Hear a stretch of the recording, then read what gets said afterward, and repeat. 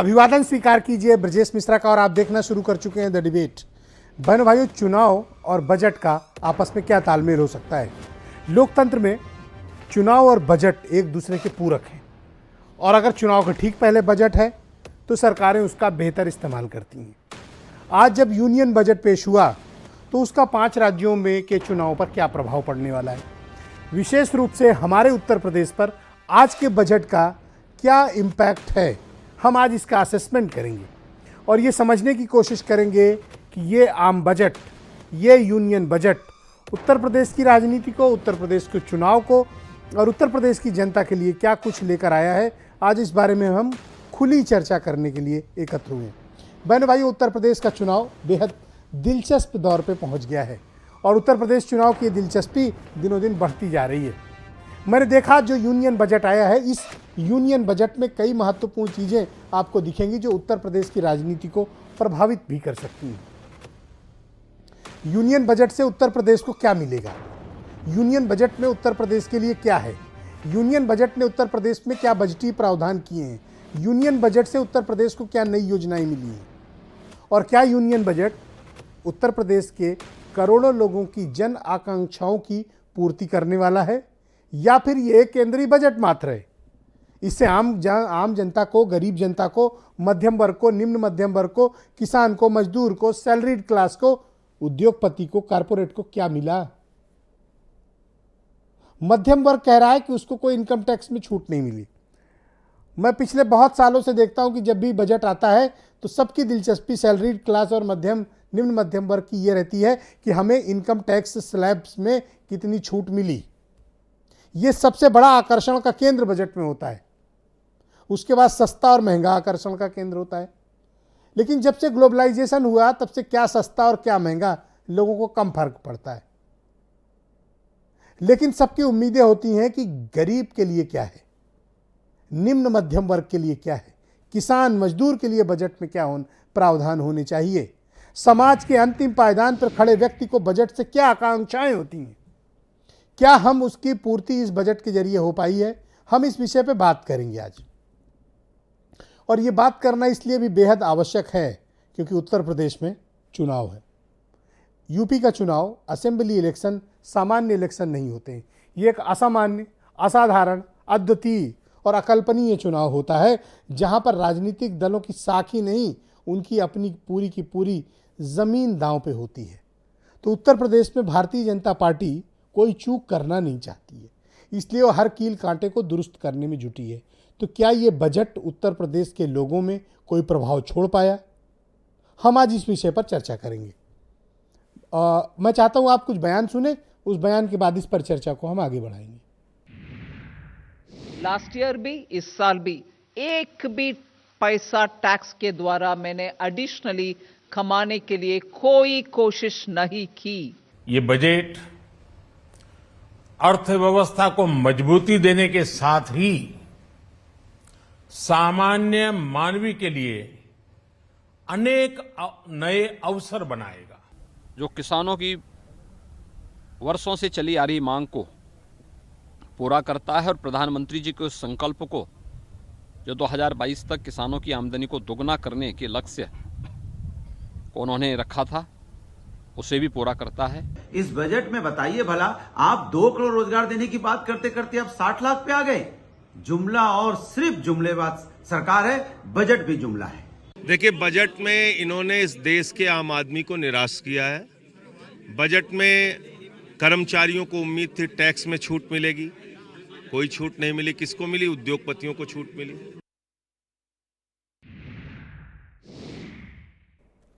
तो आज की परिचर्चा में मेरे साथ संजय चौधरी भारतीय जनता पार्टी से हैं, थोड़ी देर में राजपाल कश्यप ज्वाइन करेंगे, कृष्णकांत पांडे कांग्रेस से हैं, संजय गुप्ता आदर्श व्यापार मंडल से हैं, प्रोफेसर मनोज अग्रवाल भी मुझे थोड़ी देर में ज्वाइन करने वाले हैं, सिद्धार्थ कलहंस जी मेरे साथ इस कार्यक्रम में मौजूद हैं, मुकेश बहादुर सिंह IACC के चैप्टर के लखनऊ के चेयरमैन हैं, वो भी मुझे इस कार्यक्रम में शामिल हो चुके हैं और डॉक्टर राहुल सिंह दिल्ली स्टूडियो से मुझे सम्मिलित हो चुके हैं, बहुत ही जाने माने अर्थशास्त्री हैं, और वीरेंद्र सिंह जी हमारे स्टेट हेड। बहुत शुक्रिया, धन्यवाद आप सभी का इस कार्यक्रम में मेरे साथ सम्मिलित होने के लिए।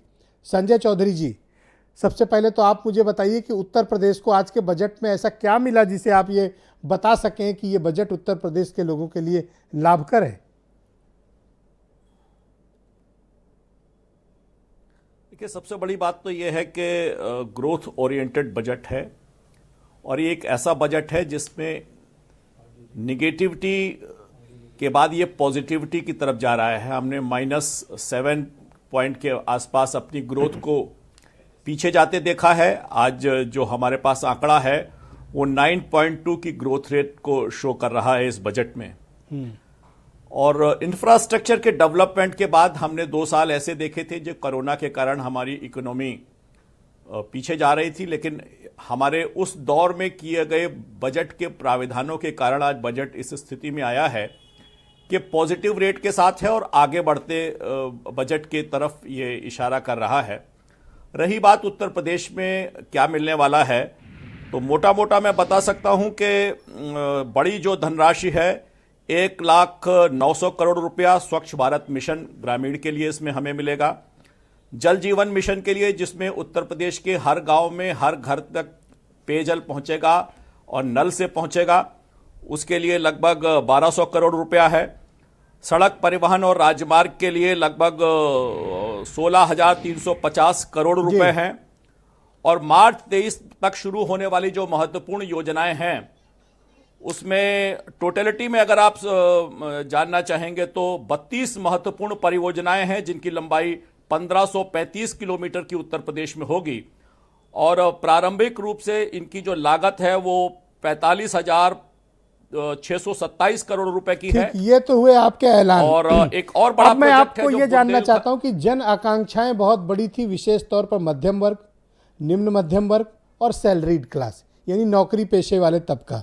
इन्होंने ये उम्मीद जताई थी कि आप इनकम टैक्स की स्लैब की दरों को कुछ बढ़ाएंगे ताकि इनको अपने कुछ टैक्स की बचत हो सके, लेकिन लगातार 9वें साल इनकम टैक्स स्लैब दरों में कोई परिवर्तन नहीं हुआ।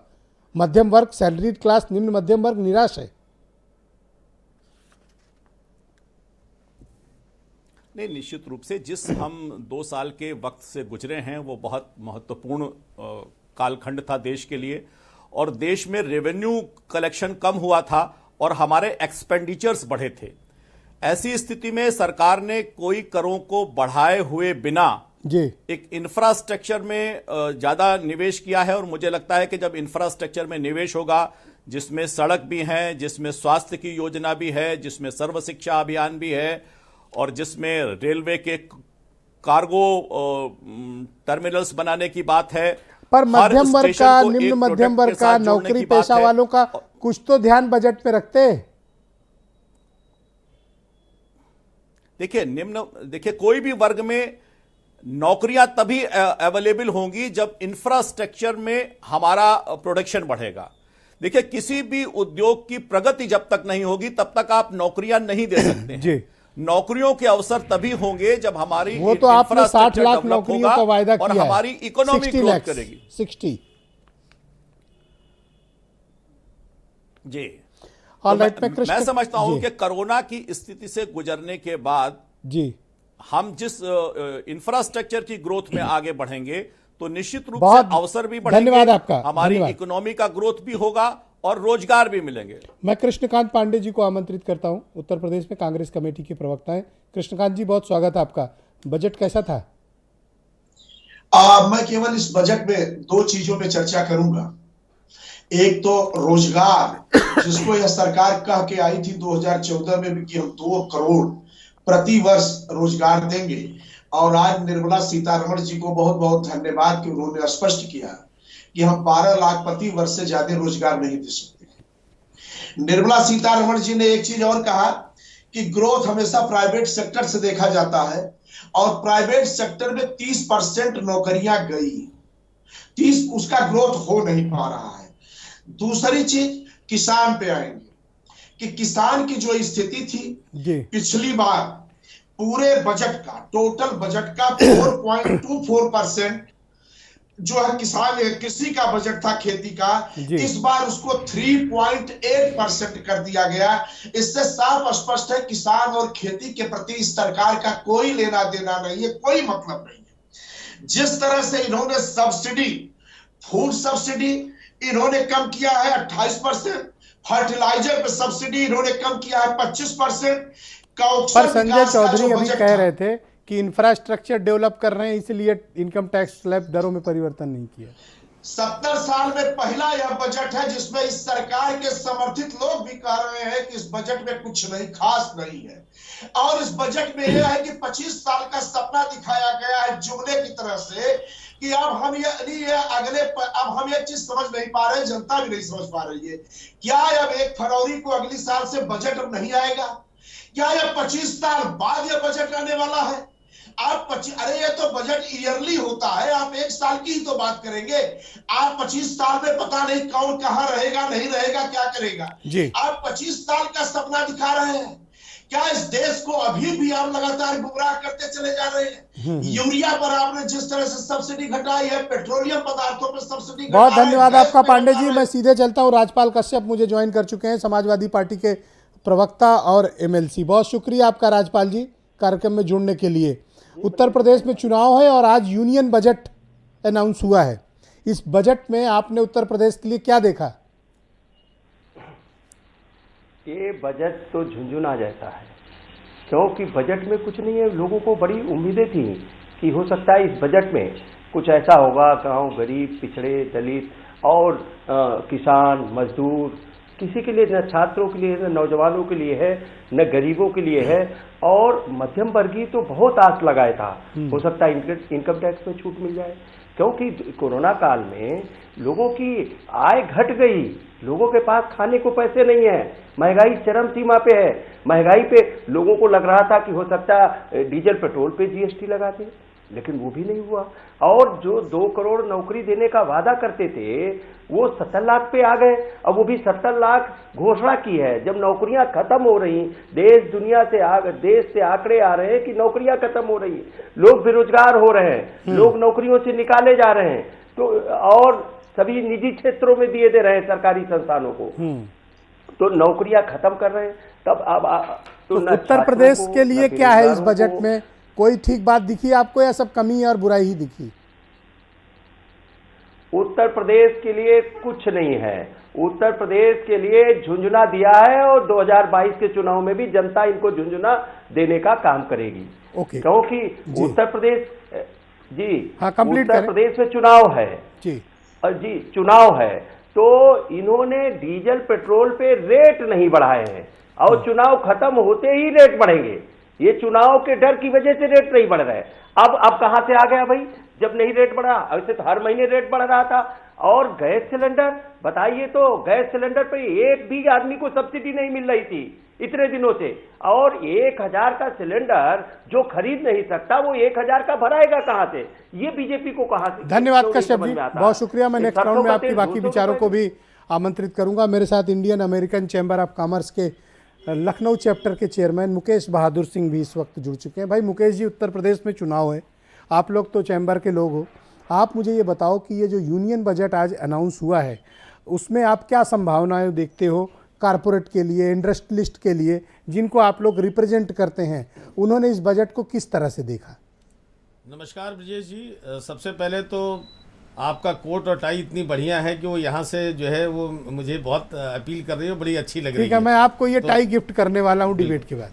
तो एक तो ये है ब्रजेश जी कि अगर पूरे बजट को, अभी चूंकि बजट आज ही आया है तो बहुत डीपली एनालाइज नहीं किया जा सकता है, बट अगर आप ओवरऑल बजट के आउटलेज और प्रोविजंस को देखेंगे तो मैं ये कह सकता हूँ, और बड़े उससे कह सकता हूँ क्योंकि अभी मैं जिन लोगों को सुन रहा था थोड़े पॉलिटिकल स्टेटमेंट थे, अगर आप पहली बार मैं ऐसा लॉन्ग टर्म इम्पैक्ट का बजट देख रहा हूँ जिसमें कैपिटल एक्सपेंडिचर को तरजीह दी गई है। कैपिटल 2 तरह के एक्सपेंडिचर्स होते हैं, अमूमन चूंकि रेवेन्यू एक्सपेंडिचर पे ज़्यादा बल रहता है क्योंकि सैलरीज और उस पर, बट पहली बार इतना अच्छा बजट है जिसमें कैपिटल एक्सपेंडिचर, यानी हम देश के लिए एसेट्स क्रिएट करेंगे, वंदे मातरम, कवच, अब बहुत सारी ऐसी गति शक्ति योजना जो है। तो मैं ये कहता हूँ कि देखिए, अगर देश में ग्रो करना है तो हम लोग लेमैन की भाषा में बात करेंगे तो हमें लगता है आपके दर्शकों को ज़्यादा समझ में आएगा, इंस्टेड ऑफ कि हम डेटा और उस पर फोकस करें।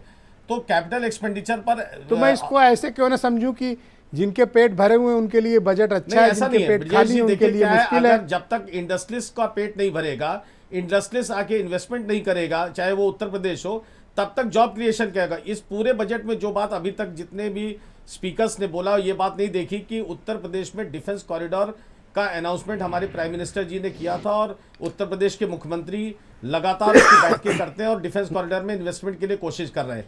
केवल डिफेंस कॉरिडोर अकेले उत्तर प्रदेश को आने वाले समय में 2 लाख नौकरियां देगा और 68% जो आज के, अगर आपने बजट में देखा होगा कि डोमेस्टिक परचेजिंग होगी, तो उत्तर प्रदेश में अगर एमएसएमई आकर के वहां पर एंसिलरी यूनिट्स लगाती है डिफेंस कॉरिडोर में, तो जॉब क्रिएशन तो उत्तर प्रदेश को ही देगा। पर आप ये भी तो देखो ना, आप लोग तो कारपोरेट के लोग हो, आप लोगों को तो टैक्स स्लैब में बड़ी छूट मिल गई, थोड़ी चिंता गांव गरीब की भी कर लो मुकेश जी। देखिए क्या है, हम लोग जितनी चिंता मेरी टाई की कर रहे थे, उतनी चिंता थोड़ी गांव गरीब की भी करो। गांव डिबेट के बाद तो मैं ये टाई दे ही दूंगा आपको संजय चौधरी से पूछ के। नहीं, गांव गरीब की देखिए चिंता, देखिए कोई भी जब ओवरऑल फ्लरिश तभी करता है कोई भी कंट्री या कोई भी स्टेट, जब ऊपर से लेकर के नीचे तक, यानी जब तक हम इन्वेस्टमेंट नहीं करेंगे, हम इंडस्ट्री नहीं लगाएंगे, लोगों को हम रोजगार। बहुत शुक्रिया आपका। प्रोफेसर मनोज अग्रवाल भी मुझे ज्वाइन कर चुके हैं, बहुत ही जाने माने मशहूर अर्थशास्त्री, बहुत दिनों के बाद आज पकड़ में आए, बहुत शुक्रिया आपका। संजय गुप्ता मेरे साथ मौजूद है, बड़े मशहूर व्यापारी नेता हैं लखनऊ के। भाई आप बताइए, तो आप तो व्यापारी समाज को रिप्रेजेंट करते हो, आज ये मैंने सबसे बड़ी पंचायत लगाई है, 10 लोग मौजूद हैं हर सेक्टर के, तो इतनी बड़ी पंचायत आपको कहीं मिलेगी नहीं। आप बताइए भाई संजय जी कि व्यापारियों ने इस बजट को कैसे देखा, आपको क्या मिला इस बजट से, और यूपी के चुनाव में इसका क्या इम्पैक्ट पड़ेगा। मुकेश जी का तो देखिए भरा हुआ है मामला।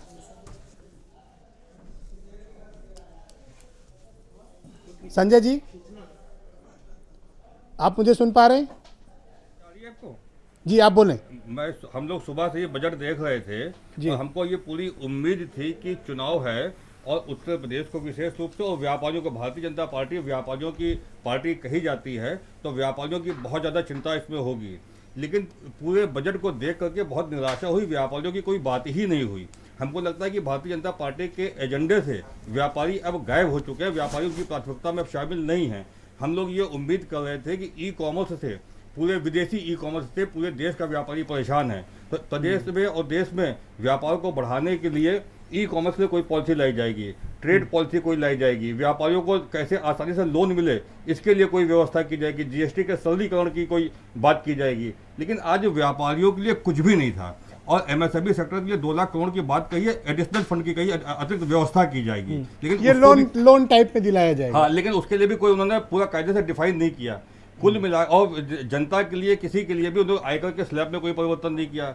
तो कुल मिलाकर के ये महसूस हो रहा है कि व्यापारी, तो आपको मजा नहीं आया इस बजट में? घनघोर निराशा हुई। आज तक का कभी भी, मतलब आज के बजट में चर्चा करने के लिए ही कुछ नहीं है। स्थिति ये है कि अगर किसी चीज की व्याख्या, मैं बिजनेस स्टैंडर्ड के ब्यूरो चीफ और देश के आर्थिक मामलों के बड़े जानकार पत्रकार मेरे साथ सिद्धार्थ कलंस जी जुड़े हुए हैं। सिद्धार्थ जी बहुत शुक्रिया आपका।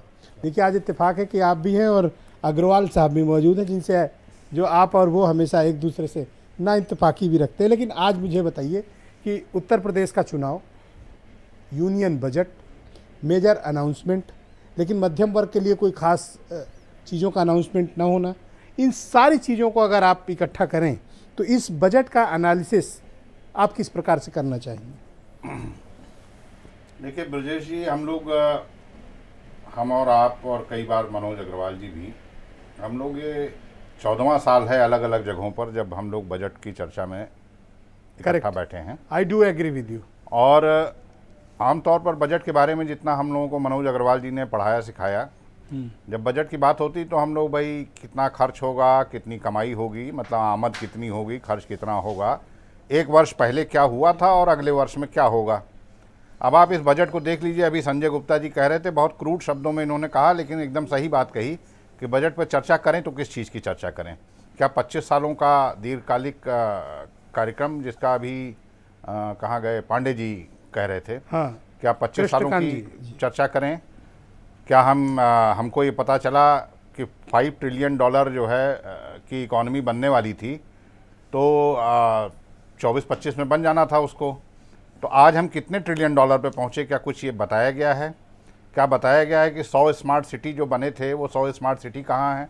क्या स्मार्ट सिटी का भी कोई जिक्र? पर एक लक्ष्य रखा गया है कि 2022 तक किसानों की आमदनी दोगुनी कर दी जाएगी। हम लोग 22 में एंट्री कर 22 में एंटर कर गए हैं। तो अब सीधी सी बात है, और चूंकि उत्तर प्रदेश में चुनाव है तो कुछ उम्मीदें लगाई जा रही थी और बहुत सारे अखबारों के पन्ने भी रंगे गए, टेलीविज़न पे भी बात हो रही थी, किसानों के सम्मान निधि में कुछ बढ़ जाएगा, नई पेंशन योजना को लेकर पुरानी पेंशन योजना आएगी, लेकिन एनपीएस को लेकर जिस तरह की रियायतें और जिस तरह की बातें कही गई हैं, तो इतना तो साफ है कि पेंशन योजना जो है वो पुरानी नहीं आने जा रही है। डीजल पेट्रोल को लेकर नॉन ब्लेंडेड पेट्रोल पर 2 रुपये जो शुल्क बढ़ाया गया है, तो जाहिर सी बात है कि ज़्यादातर लोग जो है वो प्रीमियम पेट्रोल तो डलाते नहीं हैं, नॉन ब्लेंडेड पेट्रोल ही डलाते हैं। तो पेट्रोल की कीमत भी बढ़ी है, जिसको बजट भाषण में जिक्र नहीं है, लेकिन बजट डॉक्यूमेंट आप पढ़िए तो उसमें लिखा हुआ है, यानी कि पेट्रोल की कीमत बढ़ने जा रही है। आप मुझे इसका यूपी की पॉलिटिक्स, यूपी के इलेक्शन में इम्पैक्ट बताइए आज के बजट का। देखिए, यूपी के इलेक्शन में किसानों के लिए उम्मीद की जा रही थी कि जिस तरह के हालात हैं, किसानों के लिए कम से कम कुछ नहीं तो सम्मान निधि को लेकर कोई घोषणा हो सकती है, एमएसपी को लेकर कोई घोषणा हो सकती है, 2 बातें, पेंशन स्कीम को लेकर कोई घोषणा हो सकती है, और एक चीज़ का इंतजार हर जगह की जनता को था, चूंकि उत्तर प्रदेश चुनाव है तो ज़्यादा था। पर मुकेश सिंह तो हर्षोल्लास व्यक्त कर रहे थे। नहीं तो कॉर्पोरेट टैक्स है, कैपिटल गेन टैक्स है, बहुत सारी चीज़ें हैं। मुकेश जी इंडस्ट्री को रिप्रेजेंट करते हैं, इनके लिए बहुत सारी चीज़ें ऐसी हैं जो इनको अच्छा लगेगा और खुश होने का मौका है। जी बिल्कुल है। शेयर बाजार का वो देखिए, इंफ्रास्ट्रक्चर के इन्वेस्टमेंट को देखिए। तो बहुत शुक्रिया आपका। मैं सीधे दिल्ली स्टूडियो चलता हूं। डॉक्टर राहुल सिंह मेरे साथ मौजूद हैं, उसके बाद मैं प्रोफेसर अग्रवाल को भी इस डिबेट में सम्मिलित करूंगा, उनकी भी ओपिनियन लूंगा। डॉक्टर राहुल, बहुत शुक्रिया आपका। उत्तर प्रदेश का चुनाव, देश का बजट, तमाम जन आकांक्षाएं करोड़ों, और विशेष तौर पर हमारा उत्तर प्रदेश, आपका आकलन क्या कहता है? देखिए ब्रजेश जी, इस पर मेरा आकलन यह कहता है कि इसमें 3 ऐसे इंपॉर्टेंट पॉइंट्स हैं जिसको मैं आपके सामने लाना चाहूँगा। एक important point, first important point है ऑर्गेनिक फार्मिंग का, जिसको गवर्नमेंट इनकरेज करने का इसमें गवर्नमेंट ने संकल्प किया है। आप उन्नाव मॉडल ऑर्गेनिक फार्मिंग का, जहाँ पे 64 विलेजेस में ऑर्गेनिक फार्मिंग वहाँ पे करके और काफ़ी वहाँ पे प्रॉस्पेरिटी आई है, वह एक ऐसा मॉडल है जो आज हर जगह पे उसकी चर्चा हो रही है। और उस मॉडल को देखते हुए ऑर्गेनिक फार्मिंग को प्रमोट करके उसको एक मेजर फार्मर्स के इनकम का एक जरिया बनाया जा सकता है, जिससे उनके लाइफ चांसेस काफ़ी इम्प्रूव हो सकते हैं।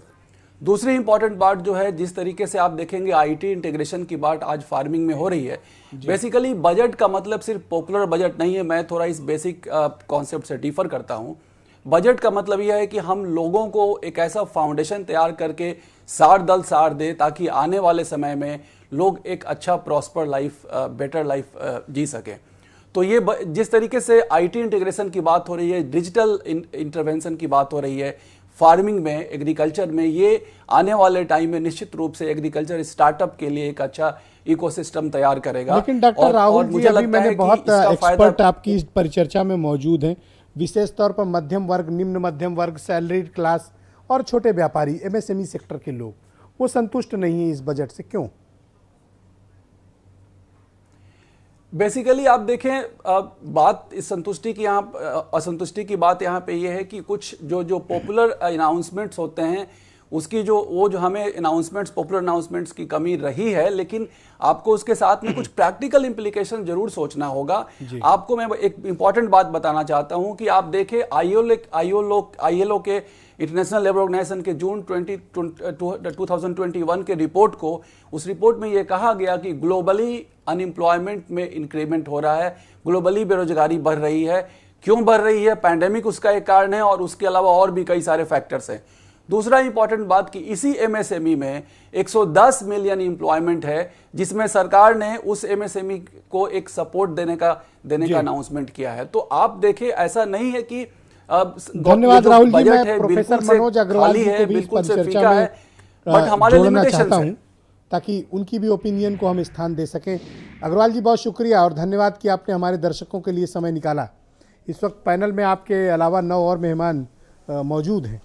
आप हमें बताइए, और लाखों दर्शक भी सुन रहे हैं, कि आज का बजट जो देश का बजट है, और आज जब उत्तर प्रदेश में चुनाव है, इस बजट को लेकर मध्यम वर्ग, निम्न मध्यम वर्ग, व्यापारी वर्ग, गरीब, किसान, मजदूर, इंडस्ट्रियलिस्ट, कारपोरेट, बहुत बड़ी उम्मीदें। आप इन उम्मीदों को कहाँ तक पूरा होते देख रहे हैं और धरातल पर ये बजट किस प्रकार से आप आकलन करना चाहेंगे? देखिए, इस बजट को अगर मैं परिभाषित करूं, चुनाव एक अपनी प्रक्रिया है और उसमें मैं से बहुत अच्छा नहीं हो पाऊंगा, लेकिन मैं इतना ज़रूर कह सकता हूं कि ये एक डिजिटल इकोनॉमी का बजट है, जिसको हम लोग अपने इकोनॉमिक्स लैंग्वेज में कहते हैं एक डिसरप्टिव टेक्नोलॉजी के तहत है कि हम एक नई टेक्नोलॉजी लेकर के आए हैं। और डिजिटल इकोनॉमी के साथ या डिजिटल टेक्नोलॉजी का एक बेनिफिट ये होता है कि ये साइज़ और स्केल न्यूट्रल होता है। इसका उदाहरण यदि हम देखना चाहें तो जनधन जो अकाउंट खुला था, हमारा जो जैम आया था, आप देखें सब 44 करोड़ अकाउंट खुला उसमें, और उसको मोबाइल से लिंक किया, उसको आधार से लिंक किया और उसका एक बेनिफिट लोगों को मिला। कहीं पर भी हो, कोई पर भी हो, कितने भी इंटीरियर में हो, उसका एक बेनिफिट मिलता है।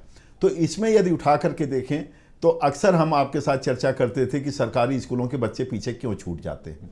उन बच्चों को यदि इसका टेक्नोलॉजी का लाभ मिलता है, किसानी में अगर आप देखते हैं तो इतना एडवांस टेक्नोलॉजी, ड्रोन टेक्नोलॉजी, वो भी इंडिजिनस, जिसको स्वदेशी टेक्नोलॉजी के माध्यम से हम इस्तेमाल करेंगे, या वहाँ पर भी डिजिटल टेक्नोलॉजी यूज़ करेंगे, एक नई डिजिटल यूनिवर्सिटी। क्योंकि आज के दिन जिस प्रकार से आर्टिफिशियल इंटेलिजेंस बढ़ता चला जा रहा है, हम उसको एक इलेक्शन तक सीमित ना करें, ये देखें कि हम देश की अर्थव्यवस्था को कैसे आगे ले जा सकते हैं। और ये कोई एक सरकारों का काम नहीं होता, ये कंटिन्यूटी में काम होता है। तो उस रूप में अगर हम देखते हैं तो साइज न्यूट्रल हम कह सकते हैं, स्केल न्यूट्रल कह सकते हैं, डिस्टेंस न्यूट्रल टेक्नोलॉजी कह सकते हैं, इंडिजिनस टेक्नोलॉजी हम कह सकते हैं। तो उसका एक एडवांटेज, और जिस प्रकार से अब चीज़ों को एक साथ जोड़ करके आगे ले चलने की आवश्यकता है, यदि हमारे पास ये टेक्नोलॉजी नहीं होती, ब्रजेश जी सोचिए, लॉकडाउन पीरियड रहा, उसके बाद कोरोना का दूसरे प्रकार का संकट आया, कोई संकट आया, तो इसी टेक्नोलॉजी ने हमको आगे बढ़ाने में मदद किया। टेक्नोलॉजी की बात समझ गया, लेकिन 2-3 सवाल हैं लोगों के, जनता जी के। जी मध्यम वर्ग को क्या मिला, निम्न मध्यम वर्ग को क्या मिला, किसान मजदूर को क्या मिला, व्यापारी को क्या मिला? देखिए, जहाँ तक इसकी बात है कि डायरेक्ट किसको क्या मिला, वो एक अलग बिंदु है। क्योंकि डायरेक्ट वाला जो अगर बजट, इनके कई साल का बजट उठा करके देखें तो डायरेक्ट बेनिफिट इस रूप में देने का इनका पिछले कई सालों का वो नहीं है। इनका क्या है कि एक रिफॉर्म ओरिएंटेड बजट रहता है, और उसमें क्या हम इसे ये समझे कि हम पॉपुलर बजट नहीं देंगे अब? फिर से एक बार अपनी क्या हम इसे ये समझे कि अब पॉपुलर बजट नहीं दिया जाएगा, अब सिर्फ रिफॉर्म की बात होगी? हाँ, इस रूप में आप इसको ले सकते हैं कि पॉपुलिस्ट ना हो करके ये एक रिफॉर्मिस्ट बजट होगा, जिसका बेनिफिट सबको मिल सके और इकोनॉमी को। पर हम ये भी तो कर सकते थे कि थोड़ा इनकम टैक्स की स्लैब दरों में थोड़ा चेंजेस लाते ना भाई। बहुत लोगों की सैलरी कम हुई है, तनख्वाहें कम हुई हैं। ब्रजेश जी, मुझे भी खुशी होती कि यदि इनकम टैक्स में छूट मिलती, लेकिन आप इस रूप कितना भी कम होती है, आपका तो 30% कटेगा। आप तो बहुत आगे चले गए हो सर। हम लोग के ऊपर दिक्कत आती है, लेकिन अगर आप सोचे 5 लाख तक जो है इनकम टैक्स जीरो होता है, 5 लाख का मतलब हो गया 40,000 रुपये महीने से ज़्यादा की कमाई हो गई। और तो 40,000 रुपये कितने लोगों को इस देश में नसीब है, थोड़ा उनके तरफ से आप देखें।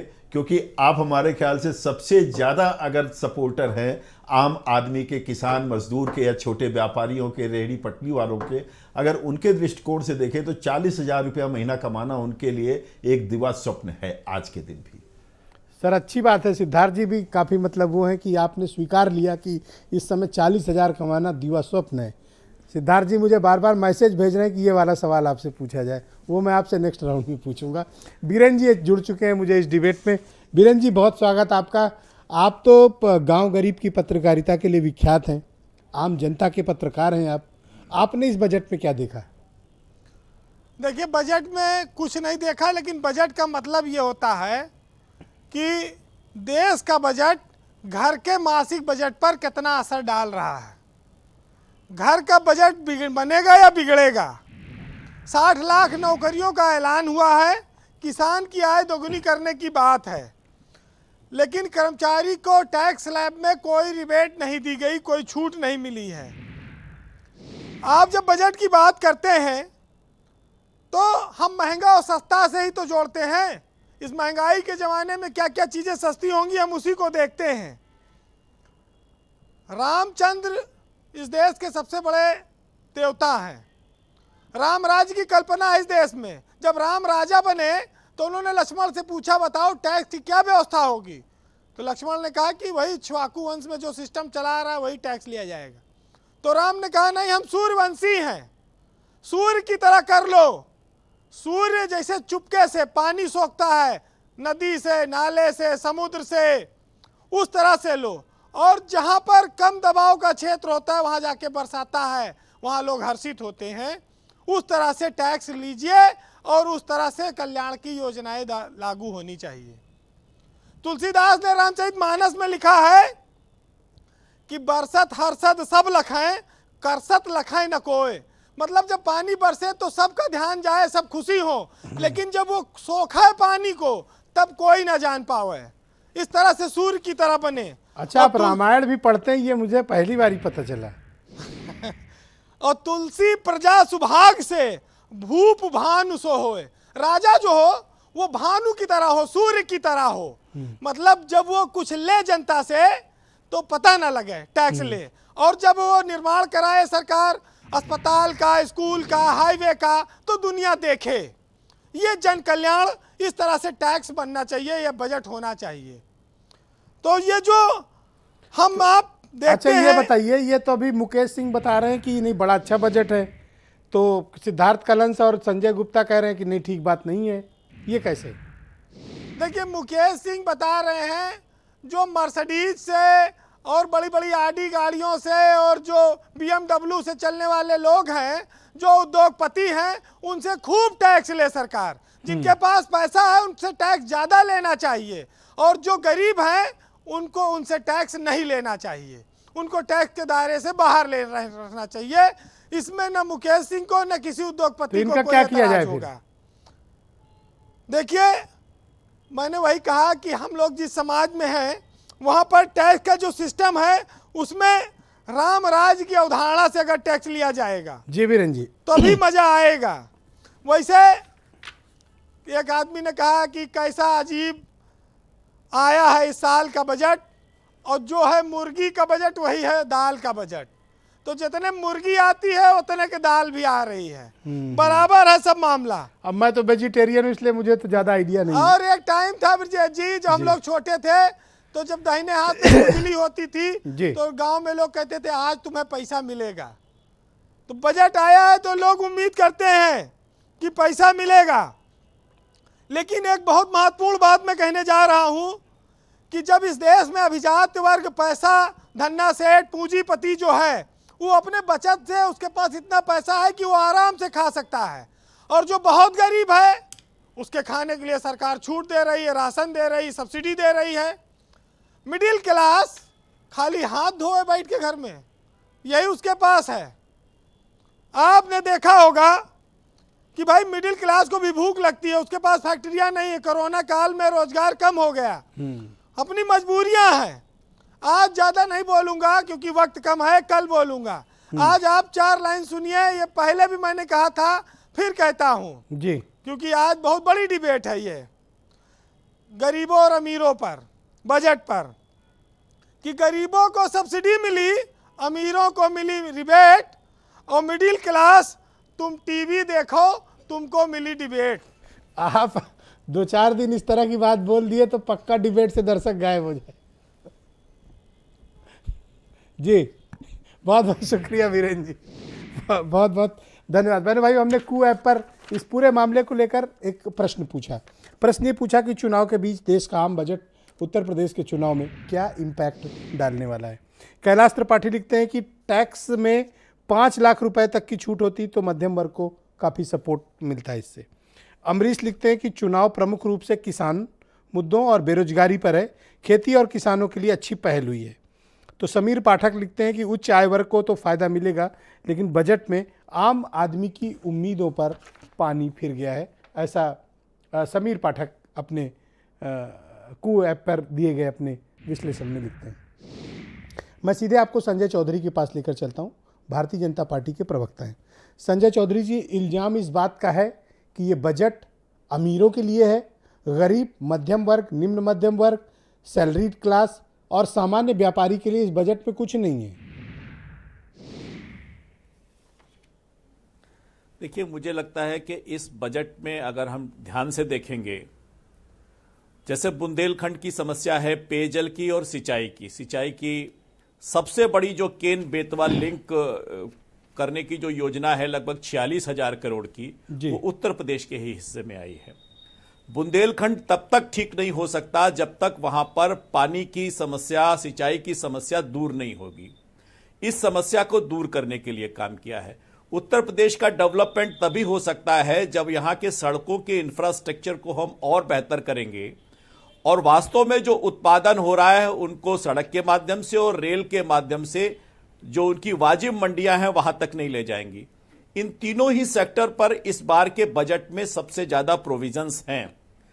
इंफ्रास्ट्रक्चर के बेस पर जिस प्रकार से इस सरकार ने अपनी प्रतिबद्धता दिखाई है और आयुष्मान भारत और इंफ्रास्ट्रक्चर इन दोनों सेक्टर्स पर काफी बजट का प्रोविजन है और कोई नया कर नहीं लगाया है ऐसी स्थिति के बावजूद भी, तो मैं समझता हूं कि इसका लाभ नया कर नहीं लगाया, ये कोई एहसान वाली बात नहीं हुई। किसान है, पब्लिक तो आपसे ये एक्सपेक्ट कर रही थी कि कुछ छोड़ोगे टैक्स, आप ये कह रहे हो कि कोई नया टैक्स नहीं लगाया, ये क्या अचीवमेंट है? नहीं, ऐसी स्थिति में देखिए केवल 3% लोग ऐसे हैं देश में जो इनकम टैक्स पे करते हैं, लेकिन इस पर कोई न बढ़ाकर वास्तव में जिन आप किसानों की बात कर रहे हैं, गरीबों की बात कर रहे हैं, अगर सबको छत मिल रही है, सबको घर मिलने की बात है, हर घर में नल मिलने की बात है, नल से पानी मिलने की बात है, वहां पर उनकी मूलभूत सुविधाओं को बढ़ने की बात है, गांवों को सड़क से और सड़क बेहतर सड़क में परिवर्तित हो रही है, तो निश्चित रूप से ये देश के उसी बेसिक इंफ्रास्ट्रक्चर मैं अब अपोजिशन की तरफ इस डिबेट को लेकर चलता हूं। गरीब किसान रहता है। पांडे मेरे साथ मौजूद हैं, उत्तर प्रदेश में कांग्रेस के प्रवक्ता हैं। आपने संजय जी की बात सुनी, पांडे जी, इनका ये दावा है कि चूंकि हम फैसिलिटी बढ़ा रहे हैं, इंफ्रास्ट्रक्चर बढ़ा रहे हैं, कोरोना का काल है, काफी परेशानियां हैं, यही क्या काम है कि हमने नया टैक्स नहीं लगाया? भाजपा के प्रवक्ता का अभी ये कहना मैं सुन रहा था कि 3% लोग इस देश में केवल इनकम टैक्स देते हैं। मेरा कहना यह है कि हिंदुस्तान का एक एक व्यक्ति वह टैक्स देता है सरकार। अगर वह एक कप चाय भी पीता है तो उस चाय पे और दूध पे भी जीएसटी लगती है। इसलिए हिंदुस्तान का हर व्यक्ति 135 करोड़ व्यक्ति जो है इस सरकार को टैक्स देता है। केवल 3% ही टैक्स नहीं देता है। उस टैक्स के अलग अलग रूप हो सकते हैं। 2022 में किसानों की आय दोगुनी करने का वादा करके सरकार आई थी। क्या उम्मीद करे कि 2-4 दिन में कोई मंत्री इनका आएगा और कहेगा कि वो जुमला था? क्या 2022 में इनकी आय दोगुनी हो चुकी? स्वास्थ्य की समस्या से पूरा विश्व जूझ रहा है, जिसमें हमारा हिंदुस्तान भी जूझ रहा है। उस बजट में 0.5% केवल इंक्रीज किया गया है। एमएसएमई की बहुत बातें हो रही थी यहाँ तमाम, उसमें लगभग देश में 60 लाख बंद हुई है इंडस्ट्री जितनी छोटी थी। क्या आमदनी कैसे बढ़ेगी? क्या इस बजट से कहीं कुछ पता लग रहा है? प्रति व्यक्ति आय घटी है। आप नौकरी कहां से देंगे? देश तो बेचने पर आप उतारू हैं, आमादा हैं। आप कहां से ले आएंगे सारी चीजें? ओके, मैं राजपाल कश्यप को इस डिबेट में इंट्रोड्यूस करता हूं। थैंक यू पांडे जी, आपने अपनी बात रख ली। राजपाल कश्यप जी, अभी आपने संजय जी की बात सुनी और एक्सपर्ट्स की ओपिनियन भी सुनी। आप क्या धारणा रखते हैं कि इस बजट से उत्तर प्रदेश को क्या लाभ है और क्या नुकसान है? देखिए ब्रजेश जी, इस बजट में उत्तर प्रदेश नहीं, देश के किसी भी वर्ग को फायदा नहीं हुआ। केवल चंद उद्योगपतियों के लिए ये बजट था। और दूसरी बात, जो हमारे बीजेपी के प्रवक्ता बता रहे थे, वो केन बेतवा पानी के लिए बुंदेलखंड, अरे आप लोग तो ऐसे लोग हो, जब पानी की जरूरत थी तो खाली ट्रेन भेज दी थी यूपी में। वो तो माननीय अखिलेश यादव जी थे तो उन्होंने चेक करवाई तो खाली ट्रेन आई थी।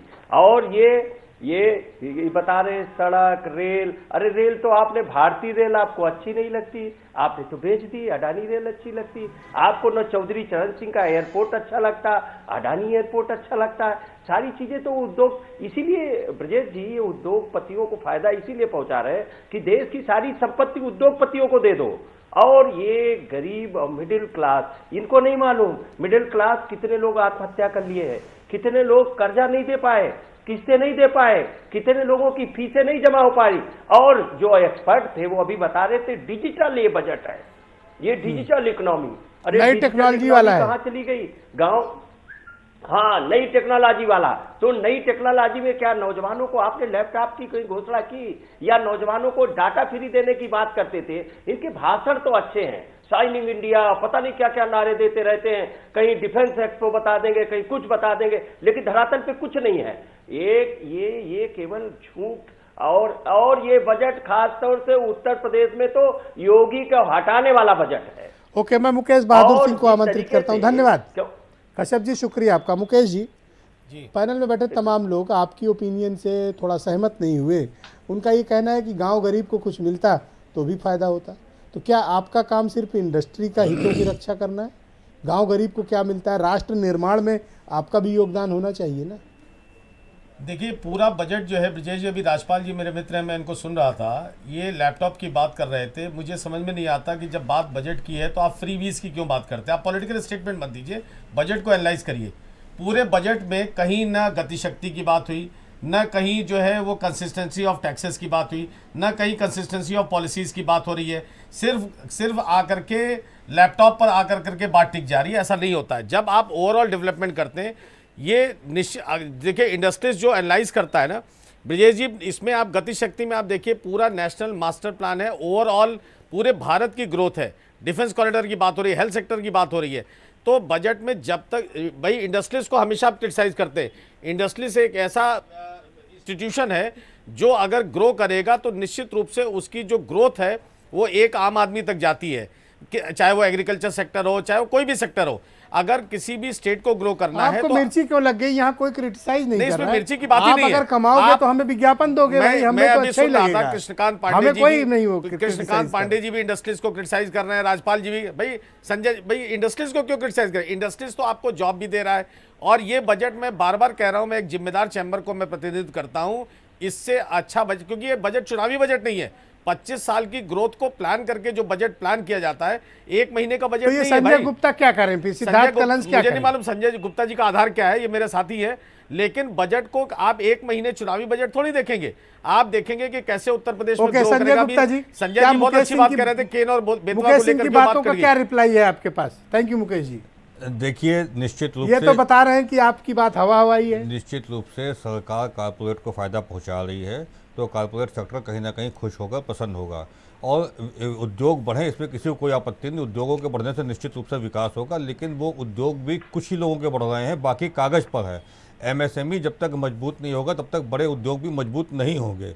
और एमएसएमई पे आज भी, चाहे जितनी भी सिंगल विंडो सिस्टम की बात की जाती है, आज भी ब्यूरोक्रेसी के शिकंजे में है। क्योंकि आज बजट की बात हुई, तो अगर हम लोग बजट पे केंद्रित होकर के बात करें, तो जब भी बात पॉलिसी की आई थी, क्या देश में ई कॉमर्स की पॉलिसी की आवश्यकता नहीं है? आपका कहने का तात्पर्य कि बड़े इंडस्ट्रीज और कारपोरेट के लिए तो ठीक है जी, लेकिन आप लोग के लिए कठिनाई है। मध्यम के लिए नहीं ठीक है, और उसके लघु के लिए नहीं ठीक है, और ठीक है पॉपुलर बजट नहीं है, लेकिन साथ साथ कुछ आपको अगर 25 साल की योजना बना रहे हैं तो 25 साल तक किसी को जीवित रहने के लिए साथ साथ कुछ साथ तो लेके चलिए। अगर आप बीच में कुछ देंगे ही नहीं तो 25 साल तक का दूसरा सर्वाइव ही नहीं कर पाएगा, तो आपका बजट तो वैसे ही फेल हो जाएगा।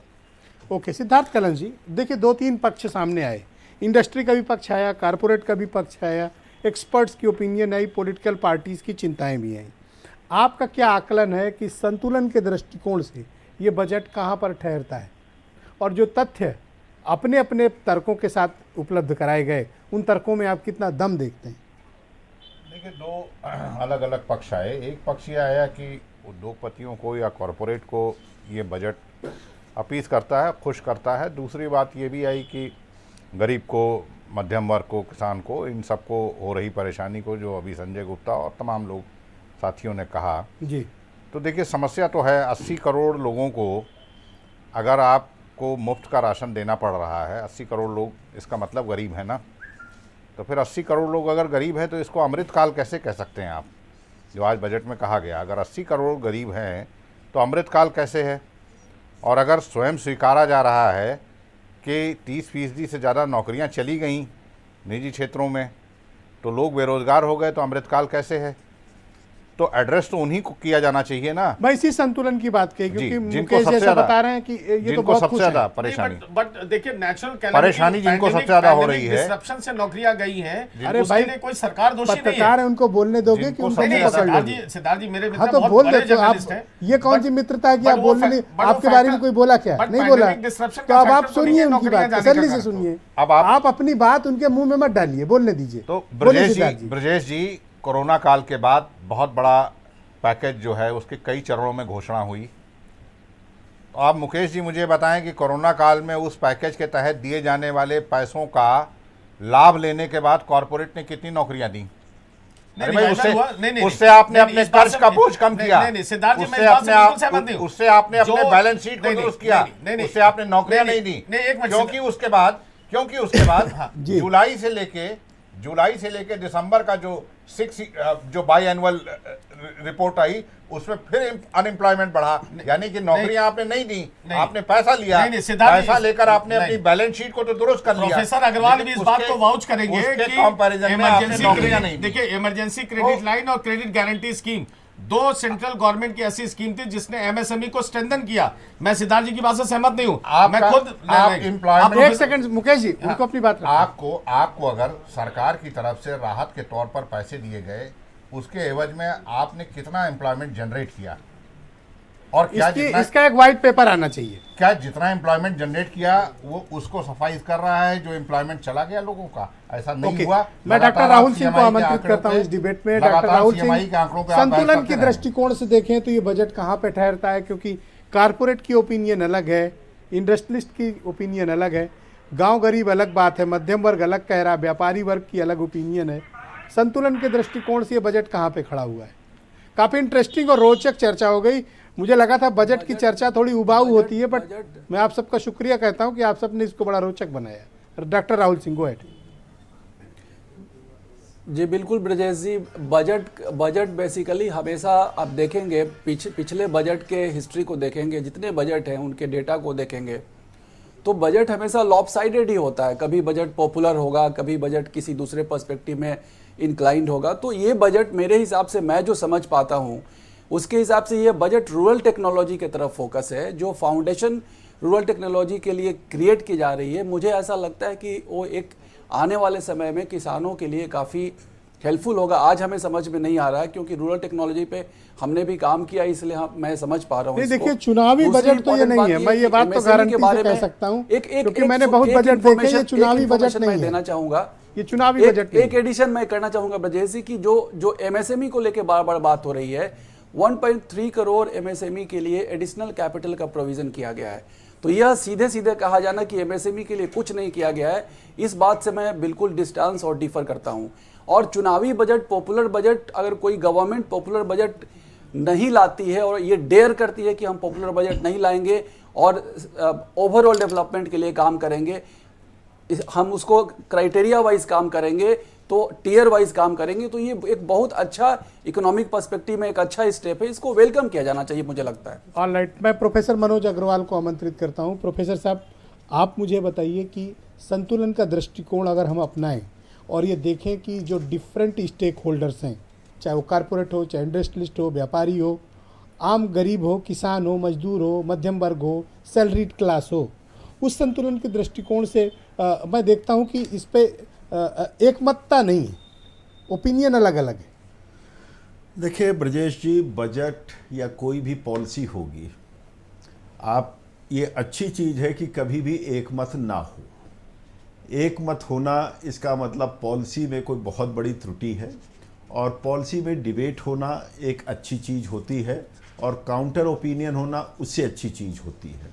अब जहाँ तक बात आती है कि विभिन्न बातों की, एक चीज़ तो यहाँ स्वीकार करना पड़ेगा कि कोई एडिशनल बर्डन इस बजट में नहीं लगाया गया है, जबकि कोरोना का इतना बड़ा संकट रहा है। दूसरा, अगर हम बजट के उसको प्रोविजंस को देखते हैं, ये हमारी इकोनॉमी की स्ट्रेंथ को भी दिखाता है कि जो हमारा बजट टारगेट था वर्तमान वर्ष का 21-22 का, 3 लाख करोड़ का अतिरिक्त हमें राजस्व प्राप्त हुआ, जिसमें 2.5 लाख करोड़ रुपए कैपिटल एक्सपेंडिचर के रूप में व्यय किया गया। यानी कि हमने एक प्रोडक्शन कैपेसिटी जनरेट करने के लिए और लोगों को राहत पहुंचाने के लिए, लोगों को राहत का मतलब ये नहीं कि उनके डायरेक्ट पॉकेट में मनी दिया जाए, ट्रांसफर किया जाए, वो ना हो करके एक बेस तैयार करना जो कि एक किसी बजट का, प्रगतिकामी बजट का आधार बनता है, वो होना चाहिए, वो हुआ है।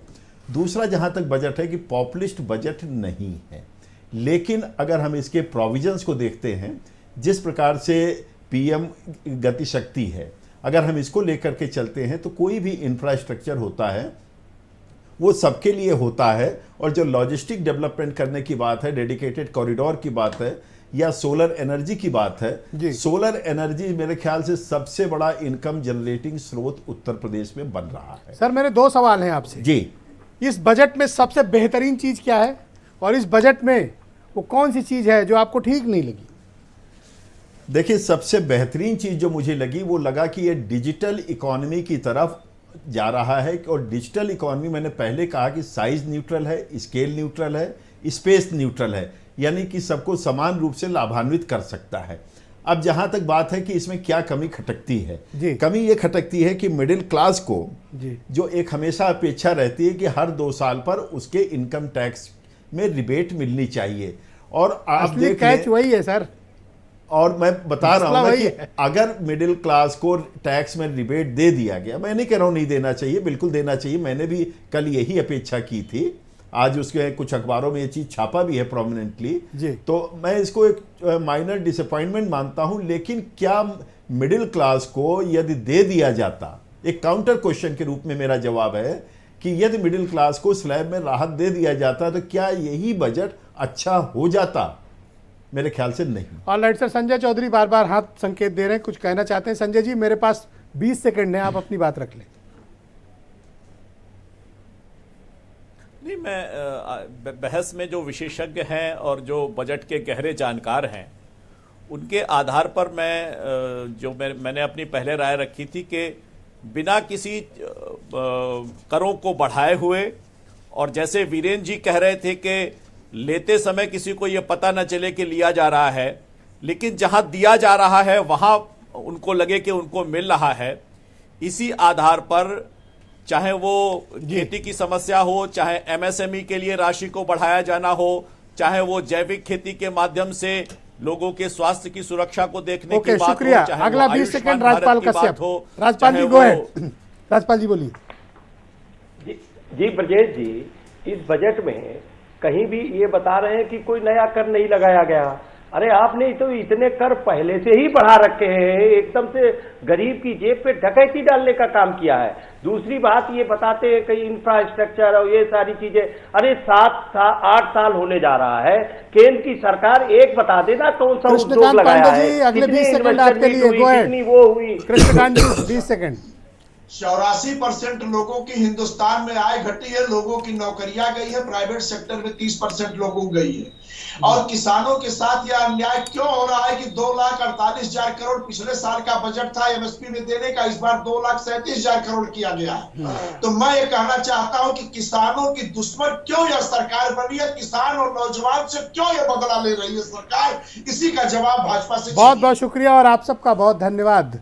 और मैं अपने विशेषज्ञ मेहमानों का विशेष आभार प्रकट करता हूं कि उन्होंने भारत समाचार के दर्शकों के लिए विशेष रूप से समय निकाला, अपनी राय प्रस्तुत की, तर्क प्रस्तुत किए, अपना पक्ष रखा।